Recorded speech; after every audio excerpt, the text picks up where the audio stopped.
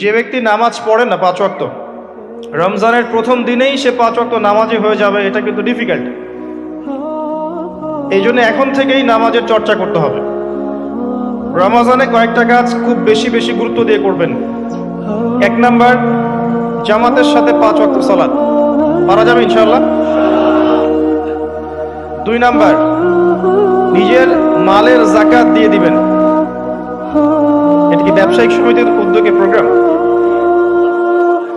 নিজেদের মালের যাকাত হিসাব করে মুফতি সাহেবদের কাছে যাবেন, কওমি উলামায়ে কেরামের কাছে যেতে পারেন, গিয়ে যাকাতের আপনার নিসাব হিসাব করে নেবেন যে আপনার কতটুকু যাকাত এসেছে, এবং এটা দেওয়ার সবচেয়ে উত্তম সময় হচ্ছে রমাদান মাস।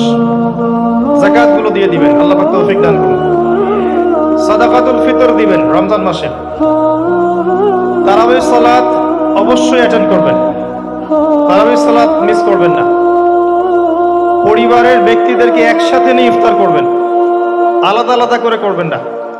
বেশি থেকে বেশি মানুষকে ইফতার করাবেন, সামাজিকভাবে, রাষ্ট্রীয়ভাবে, সংগঠনের উদ্যোগে বা ব্যক্তিগত পর্যায়ে বেশি থেকে বেশি মানুষকে ইফতার করাবেন।